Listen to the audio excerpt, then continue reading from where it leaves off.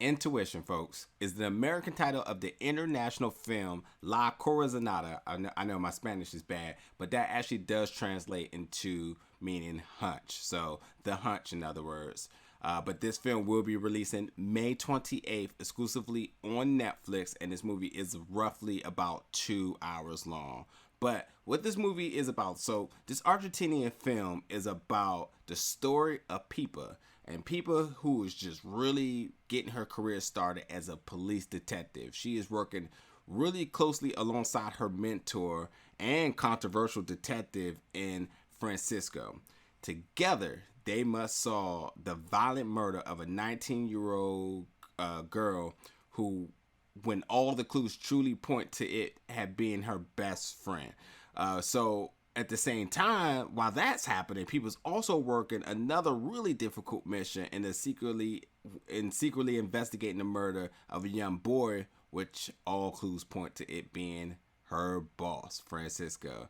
He seems to be the one guilty of that. So with that being said, like I said, it's an Argentinian movie. This film was filmed on location in Argentina, and it used a complete cast of Argentinian actors, so that's really good. And with that being said, the movie is completely in Spanish, so you have to watch it in subtitles unless you obviously can speak and understand Spanish.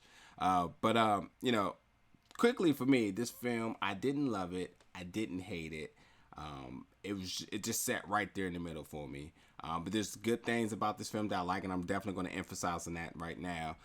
First of all, I did not read the synopsis of this film, so I kind of went into this as a surprise, and I really loved how things really unfolded and connected. So I definitely felt like the plot was really well done. I felt like it took two major storylines, combined them together, and really provided for a really good plot with a really good resolve that just made it all work. Typically, some films do a terrible execution in doing that, but I felt like this one did a really good job in doing so. Invested in both of these parallel stories at the same time and seeing how they connect was really, really, really cool. And immediately when you start this film, like the opening act is just bananas. There's a lot that goes on, so before you even see the title screen and the opening credits, they throw you right in there immediately, and it's just a lot that goes on.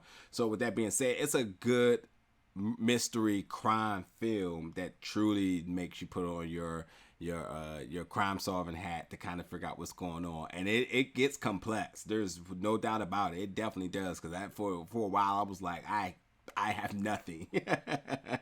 But I will say too that with the characters, so there were some characters that I thought they developed really, really well. Especially Pipa. I would love to see more of her. I'd love to see a sequel or some type of spinoff or something else with this film, because I really did love her character, as well as her boss Francisco. I thought did a really good job. But there was some other sub characters that even for them being in this film, I just thought there was a disconnect, maybe unnecessary. So there was that.